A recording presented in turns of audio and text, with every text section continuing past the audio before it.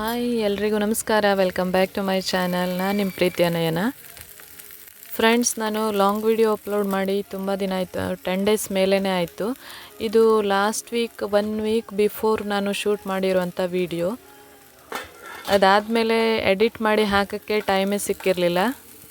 ಯಾಕಂದರೆ ಸುಮುಕ್ಗೆ ಹುಷಾರಿರಲಿಲ್ಲ, ಫೀವರು ಮತ್ತು ಕಾಫ್ ಎಲ್ಲ ಇತ್ತು. ತುಂಬ ದಿನದಿಂದ ಅವನಿಗೆ ಕಾಫ್ ಇತ್ತು ಸ್ವಲ್ಪ, ಹಾಗೆ ವೈರಲ್ ಇನ್ಫೆಕ್ಷನ್ ಆಗಿತ್ತು. ಅಂದರೆ ಸ್ಕೂಲ್ಗೆ ಹೋಗ್ತಾನಲ್ವ, ಇದು ಕಾಮನ್. ಆದರೆ 2-3 ಡೇಸ್ ಆದರೂ ಫೀವರೇ ಕಡಿಮೆ ಆಗಿಲ್ಲ. ಹಾಗೆ ಕಾಫ್ ಕೂಡ ಸ್ವಲ್ಪ ಜಾಸ್ತಿನೇ ಇತ್ತು, ವೀಸಿಂಗ್ ಕೂಡ ಇತ್ತು. ಹಾಗೆ ಸುಮ್ಮನೆ ಮನೇಲೇ ವೆಯ್ಟ್ ಮಾಡೋದು ಬೇಡ ಅಂಥೇಳಿ ಅಡ್ಮಿಟ್ ಕೂಡ ಆಗಿದ್ವಿ. ಸ್ವಲ್ಪ ಇನ್ಫೆಕ್ಷನ್ ಸಿವಿಯರೇ ಇತ್ತು, ಅದಕ್ಕೆ ಅಡ್ಮಿಟ್ ಆಗಿದ್ವಿ. ಹಾಗಾಗಿ ನನಗೆ ವೀಡಿಯೋಸನ್ನು ಎಡಿಟ್ ಮಾಡಲಿಕ್ಕೂ ಕೂಡ ಆಗಲಿಲ್ಲ, ಮತ್ತು ವೀಡಿಯೋಸ್ ಕ್ಯಾಪ್ಚರ್ ಮಾಡಲಿಕ್ಕೂ ಆಗಲಿಲ್ಲ. ಲಾಸ್ಟ್ ವೀಕ್ ಶೂಟ್ ಮಾಡಿರೋ ಕೆಲವೊಂದು ಕ್ಲಿಪ್ಪಿಂಗ್ಸ್ ಹಾಗೇ ಇತ್ತು. ಅದರಲ್ಲಿ ನಾವು ಫಿಶ್ ಮಾರ್ಕೆಟ್ಗೆ ಹೋಗಿದ್ದು ಇದನ್ನೆಲ್ಲ ಶೂಟ್ ಮಾಡಿದ್ದೆ. ಸುಮ್ಮನೆ ಯಾಕೆ ಅದನ್ನು ಹಾಕದೇ ಇರೋದು ಅಂತ ಹೇಳಿಬಿಟ್ಟು ಈಗ ಎಡಿಟ್ ಮಾಡಿ ವಾಯ್ಸ್ ಓವರ್ ಮಾಡ್ತಾಯಿದ್ದೀನಿ ಫ್ರೆಂಡ್ಸ್. ಇದು 1 ವೀಕ್ ಬಿಫೋರ್ ನಾನು ಶೂಟ್ ಮಾಡಿರೋಂಥ ವಿಡಿಯೋ.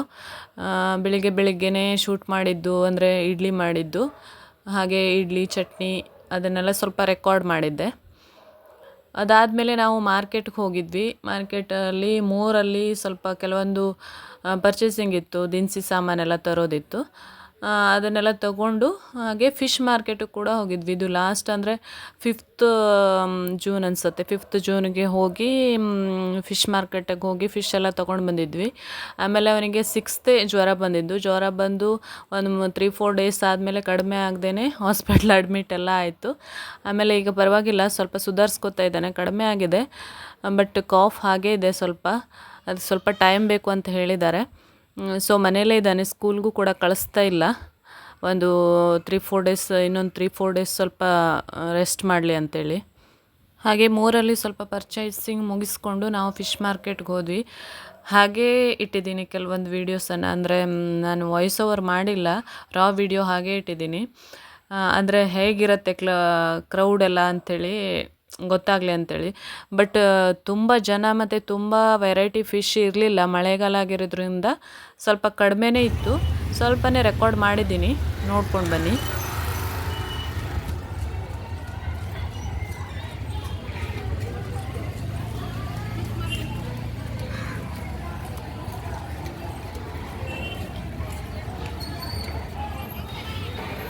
ಒಂದು ರೌಂಡು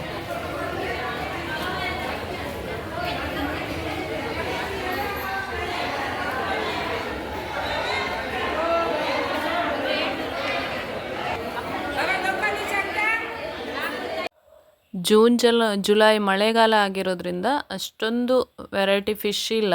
ಕೆಲವೊಂದು ವೆರೈಟಿ ತೋರಿಸ್ತಾ ಇದ್ದೀನಿ. ಜಾಸ್ತಿ ಹೊಳೆ ಮೀನೇ ಇರೋದು, ಅಂದರೆ ಸಮುದ್ರ ಮೀನು ಕಡಿಮೆ. ಅಂದರೆ ಬೋಟೆಲ್ಲ ಹೋಗಲ್ವಲ್ಲ, ಅದಕ್ಕೆ. ಅಂದರೆ ಜಾಸ್ತಿ ಗಾಳಿ ಮಳೆ ಇದ್ದರೆ ಪ್ರೊಹಿಬಿಟ್ ಮಾಡಿರ್ತಾರೆ, ಹೋಗಬಾರ್ದು ಅಂತೇಳಿ. ಇನ್ನು ಜುಲೈ ಲಾಸ್ಟ್ ಹೀಗೆ ಹೋಗ್ತಾರೆ, ಆವಾಗ ಚೆನ್ನಾಗಿ ಮೀನು ಬರುತ್ತೆ. ಫಿಶ್ ಮಾರ್ಕೆಟ್ ನೋಡೋದಕ್ಕೂ ಫುಲ್ ರಶ್ ಇರುತ್ತೆ ಅವಾಗ. ಇವಾಗ ಸ್ವಲ್ಪ ಜನ ಖಾಲಿ ಅನಿಸ್ತಾ ಇದೆ. ಇದು ನೋಡಿ, ಸಿಲ್ವರ್ ಫಿಶ್ ತೊಗೊಂಡ್ವಿ ನಾವು ಆ ದಿನ, ಚೆನ್ನಾಗಿತ್ತು ಮಾತ್ರ. ಹಾಗೆ ಅದ್ರದ್ದು ಕರಿ ಕೂಡ ಮಾಡಿದ್ವಿ ಸಂಡೇ.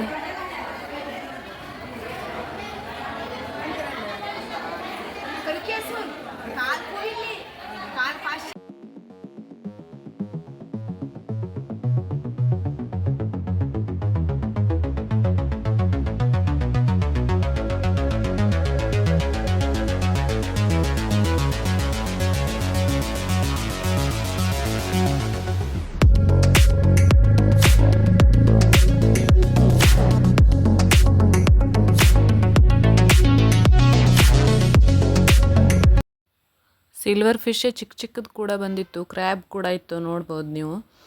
ಕ್ರ್ಯಾಬನ್ನೆಲ್ಲ ಈ ರೀತಿ ಬಲೆಯಲ್ಲಿ ಕಟ್ಟಿರ್ತಾರೆ. ಹಾಗೆ ಚಿಕ್ಕ ಪ್ರೌನ್ಸು. ಇದನ್ನು ಕರಿ ಮಾಡಿದ್ರೆ ತುಂಬ ಚೆನ್ನಾಗಿರುತ್ತೆ. ಅಂದರೆ ಈರುಳ್ಳಿ ಟೊಮೆಟೊ ಎಲ್ಲ ಹಾಕಿಬಿಟ್ಟು ಮಸಾಲ ರುಬ್ಬಿಟ್ಟು ಕರಿ ಮಾಡಿದ್ರೆ ತುಂಬ ಚೆನ್ನಾಗಿರುತ್ತೆ. ಹಾಗೆ ಕೆಲವೊಂದು ವೆರೈಟಿ ಹೊಳೆ ಮೀನುಗಳಿತ್ತು. ಜೀವ ಇರೋ ದುಡ್ಡು ಹಂಗೆ ಇರೋದು, ಜೀವಕ್ಕೂ ದುಡ್ಡು ಕೊಡೋದೇ.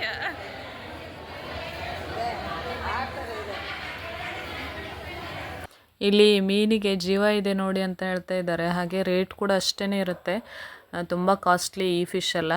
ಹಾಗೆ ಟೇಸ್ಟು ಹಾಗೆ ಇರುತ್ತೆ. ಕರಿಮೀನು ಅಂತ ಹೇಳ್ತಾರಲ್ವ, ಇಲ್ಲಿ ನಾವು ಕಾಗಳ್ಸಿ ಅಂತ ಹೇಳ್ತೀವಿ ಇದಕ್ಕೆ. ಹಾಸ್ಪಿಟಲ್ ಕ್ಲಿಪ್ಪನ್ನು ಸುಮ್ಮನೆ ಒಂದು ಹೀಗೆ ಕ್ಯಾಶುವಲ್ ಆಗಿ ರೆಕಾರ್ಡ್ ಮಾಡ್ಕೊಂಡಿದ್ದೆ. ರೆಕಾರ್ಡ್ ಮಾಡಬಾರ್ದು ಅಂದ್ಕೊಂಡಿದ್ದೆ, ಬಟ್ ಒಂದು ಕ್ಲಿಪ್ಪಿಂಗ್ ಇರಲಿ ಅಂತ ರೆಕಾರ್ಡ್ ಮಾಡಿದೆ ಅಷ್ಟೇ. ಇದು ಅವನಿಗೆ ಜ್ವರ ಎಲ್ಲ ಕಡಿಮೆ ಆದಮೇಲೆ ತೆಗೆದಿರುವಂಥ ಕ್ಲಿಪ್ಪಿಂಗ್. ಹಾಗೆ ಮನೆಗೆ ಬಂದಮೇಲೆ ನಾನು ಚೆನ್ನ ಮಸಾಲ ಮಾಡಿದ್ದೆ, ಅದನ್ನು ರೆಕಾರ್ಡ್ ಮಾಡಿದ್ದೆ. ನಾನು ಹೇಗೆ ಮಾಡ್ತೀನಿ ಅಂತ ಶೇರ್ ಮಾಡ್ತೀನಿ. ನಾನು ಇಲ್ಲಿ ಇದು ಕಾಬೂಲ್ ಕಡಲೆನ ನೆನೆ ಹಾಕಿಬಿಟ್ಟು ಒಂದು 8 ಅವರ್ ನೆಂದ ಮೇಲೆ ಅದನ್ನು ವಾಶ್ ಮಾಡಿ ಒಂದು ಕುಕ್ಕರಲ್ಲಿ ನೀರು ಹಾಗೆ ಅದ್ರ ಜೊತೆಗೆ ಕೆಲವೊಂದು ಗರಂ ಮಸಾಲ ಐಟಮ್ಸು ಅಂದರೆ ಪಲಾವ್ ಎಲೆ, ಚಕ್ಕೆ, ಲವಂಗ, ಸ್ವಲ್ಪ ಸಾಲ್ಟ್ ಹಾಕಿಬಿಟ್ಟು ಒಂದು 7-8 ವಿಷಲ್ ತಕ್ಕೋತೀನಿ. ಚಿಕ್ಕ ಕುಕ್ಕರ್ ಆಗಿರೋದ್ರಿಂದ ಅಷ್ಟು ವಿಷಲ್ ತಗೊಂಡ್ರೆ ಚೆನ್ನಾಗಿ ಸಾಫ್ಟಾಗಿ ಬೆಂದಿರುತ್ತೆ. ಹಾಗೆ ಒಂದು ಮಿಕ್ಸಿ ಜಾರ್ಗೆ, ಇದು ಗರಂ ಮಸಾಲ ರುಬ್ಬಿರುವಂಥ ಮಿಕ್ಸಿ ಜಾರ್ ಆಗಿತ್ತು, ಅದಕ್ಕೆ ಸ್ವಲ್ಪ 1-2 ಟೊಮೆಟೊ ಹಾಗೆ ಬೆಳ್ಳುಳ್ಳಿ, ಶುಂಠಿ ಹಾಕಿ ರುಬ್ಕೋತೀನಿ. ಹಾಗೆ ಒಂದು ಪ್ಯಾನಲ್ಲಿ ಒಂದು 3-4 ಸ್ಪೂನು ಆಯಿಲ್ ಹಾಕಿಬಿಟ್ಟು ಅದಕ್ಕೆ ಒಂದು ಸ್ವಲ್ಪ ಈರುಳ್ಳಿ, ಒಂದು ದೊಡ್ಡ 1 or 2 ಈರುಳ್ಳಿನ ಚಿಕ್ಕದಾಗಿ ಹೆಚ್ಚಿಬಿಟ್ಟು ಹಾಕೋತೀನಿ. 1-2 ಗ್ರೀನ್ ಚಿಲ್ಲಿ ಹಾಗೆ ಸ್ಲಿಟ್ ಮಾಡಿ ಹಾಕ್ಕೊಂಡಿದ್ದೀನಿ. ಚೆನ್ನಾಗಿ ಫ್ರೈ ಮಾಡ್ಕೊಳ್ಳೋದು ಅದನ್ನು ಒಂದು 3-4 ಮಿನಿಟ್ಸ್ ಆಗೋಷ್ಟು ಚೆನ್ನಾಗಿ ಚಿಕ್ಕ ಊರಿನಲ್ಲಿ ಫ್ರೈ ಮಾಡ್ಕೋಬೇಕು. ಫ್ರೈ ಮಾಡಿ ಆದಮೇಲೆ ನಾನು ಏನು ಮಸಾಲೆ ರುಬ್ಬಿಟ್ಟಿದ್ನಲ್ವ, ಮಸಾಲೆ ಅಂದರೆ tomato paste, tomato puree, tomato ಮತ್ತು ಶುಂಠಿ ಬೆಳ್ಳುಳ್ಳಿ ಅಷ್ಟೇ ಹಾಕಿರೋದು. ಆಮೇಲೆ ಪೌಡ್ರ್ಗಳನ್ನು ಆ್ಯಡ್ ಮಾಡ್ಕೋತೀನಿ. ಇದೊಂದು 5 ಮಿನಿಟ್ ಸ್ವಲ್ಪ ಫ್ರೈ ಆದಮೇಲೆ ನಾನು ರುಬ್ಬಿರುವಂಥ ಸ್ವಲ್ಪ ಸಾಲ್ಟ್ ಹಾಕೋತೀನಿ. ಹಾಗೆ ರುಬ್ಬಿರುವಂಥ ಟೊಮೆಟೊ ಕೂಡ ಹಾಕೋತೀನಿ ಇದಕ್ಕೇ. ಅದ್ರ ಜೊತೆಗೆ ಒಂದಂದರೆ ಇದು ಥಿಕ್ನೆಸ್ ಬರಬೇಕು ಅಂತ ಸ್ವಲ್ಪ ಒಂದು 7-8 ಕ್ಯಾಶ್ಯೂನ, ಗೋಡಂಬಿನ ಪೌಡ್ರ್ ಮಾಡಿ ಇಟ್ಕೋತೀನಿ, ಲಾಸ್ಟಲ್ಲಿ ಹಾಕೋತೀನಿ. ಇದು ಟೇಸ್ಟ್ ಕೂಡ ತುಂಬ ಚೆನ್ನಾಗಿ ಬರುತ್ತೆ. ಇಲ್ಲಿ ನೋಡಿ, ನಾನಿವಾಗ ಈ ಟೊಮೆಟೊ ಪ್ಯೂರಿನ ಹಾಕ್ಕೊಂಡಿದ್ದೀನಿ. ಹಾಕ್ಕೊಂಡ ಮೇಲೆ ಒಂದು 5 ಮಿನಿಟ್ಸ್ ಚೆನ್ನಾಗಿ ಮಿಕ್ಸ್ ಮಾಡಿ, ಸ್ವಲ್ಪ ವಾಟರ್ ಕೂಡ ಜಾರನ್ನು ತೊಳೆದ್ಬಿಟ್ಟು ಸ್ವಲ್ಪ ವಾಟರ್ ಹಾಕ್ಕೊಂಡು ಒಂದು ಎಣ್ಣೆ ಬಿಟ್ಕೊಳ್ಳೋ ತನಕ ಚೆನ್ನಾಗಿ ಫ್ರೈ ಮಾಡಬೇಕು. ಇದು ಚಿಕ್ಕ ಉರಿನಲ್ಲಿ ಬೇಯಿಸ್ಕೊಂಡ್ರೆ ಚೆನ್ನಾಗಿರುತ್ತೆ. ಒಂದು ಕಡೆ ಕುಕ್ಕರಲ್ಲಿ ಇದು ಕಾಳು ಬೆಂದಿದೆ. ಹಾಗೆ ನಾನೀಗ ಪೌಡ್ರನ್ನು ತೆಕ್ಕೋತಾ ಇದ್ದೀನಿ. ಚಿಲ್ಲಿ ಪೌಡ್ರು ಮತ್ತು ಸ್ವಲ್ಪ garam masala powder, coriander powder ಮತ್ತು ಟರ್ಮರಿಕ್ ಪೌಡರು, ಹಾಗೆ ನಾನೇ ಮನೇಲೇ ಮಾಡಿಟ್ಕೊಂಡಿರೋವಂಥ ಒಂದು ಮಸಾಲ ಪೌಡ್ರು ಅಂದರೆ ಗರಂ ಮಸಾಲ, ಕೊತ್ತಂಬರಿ, ಜೀರಿಗೆ ಹಾಗೆ ಕೆಲವೊಂದು ಸ್ಪೈಸಸನ್ನು ಹಾಕ್ಕೊಂಡು ಎಲ್ಲದಕ್ಕೂ ಆಗೋ ಥರ ಒಂದು ಪೌಡ್ರ್ ಮಾಡ್ಕೊಂಡಿದ್ದೀನಿ. ಅದನ್ನು ಯಾವಾಗಲಾದರೂ ರೆಸಿಪಿ ಶೇರ್ ಮಾಡ್ತೀನಿ. ಅದನ್ನು ಸ್ವಲ್ಪ ಇದಕ್ಕೆ ಹಾಕ್ಕೋಬೇಕು ಅಂತ ತೆಗೆದಿಟ್ಕೊಂಡಿದ್ದೀನಿ ಪಕ್ಕದಲ್ಲಿ. ಈಗ ಇದು ಚೆನ್ನಾಗಿ ಕುದೀತಾ ಇದೆ. ಈಗ ನಾನು ಮಧ್ಯದಲ್ಲಿ ಪ್ಯಾನನ್ನು ಚೇಂಜ್ ಮಾಡಿದೆ. ಐರನ್ ಪ್ಯಾನ್ ಆಗಿತ್ತು, ಐರನ್ ಕಡಾಯಲ್ಲಿ ಮಾಡ್ತಾಯಿದ್ದೆ. ಅದು ಸ್ವಲ್ಪ ಕಲರ್ ಚೇಂಜ್ ಆದಂಗೆ ಅನ್ನಿಸ್ತು ನನಗೆ. ಅದಕ್ಕೋಸ್ಕರ ಅದನ್ನು ಬೇರೆ ಫ್ರೈ ಪ್ಯಾನ್ ಅಥವಾ ಕಡಾಯಿನಲ್ಲಿ ಹಾಕಿ ಮಿಕ್ಸ್ ಮಾಡ್ತಾಯಿದ್ದೀನಿ. ಈಗ ನಾನು ಎತ್ತಿಟ್ಕೊಂಡಿರುವಂಥ ಪೌಡ್ರ್ಗಳನ್ನೆಲ್ಲ ಇದಕ್ಕೆ ಸೇರಿಸ್ಕೊಂಡು ಚೆನ್ನಾಗಿ ಮಿಕ್ಸ್ ಮಾಡಿ ಇನ್ನೊಂದು 5 to 10 ಮಿನಿಟ್ಸ್ ಇದು ಚೆನ್ನಾಗಿ ಚಿಕ್ಕ ಊರಿನಲ್ಲಿ ಕುಕ್ ಆಗಬೇಕು. ಆವಾಗಲೇ ಟೇಸ್ಟು ಸೂಪರಾಗಿ ಬರುತ್ತೆ. ಪೌಡರ್ ರೆಡಿ ಇದ್ದರೆ ತುಂಬ ಈಸಿಯಾಗಿ ನಾವು ತುಂಬ ಬೇಗನೆ ಮಾಡ್ಕೋಬೋದು ಇದು. ಹಾಗೆ ಎಲ್ರಿಗೂ ಕೂಡ ಇಷ್ಟ ಆಗುತ್ತೆ. ನಿಮಗೆ ಖಾರ ಎಲ್ಲ ಎಷ್ಟು ಬೇಕು ನೋಡಿಕೊಂಡು ಸ್ವಲ್ಪ ಮಸಾಲೆ ಪೌಡರ್ಗಳನ್ನು ವೇರಿಯೇಷನ್ ಮಾಡ್ಕೋಬೋದು ನೀವು.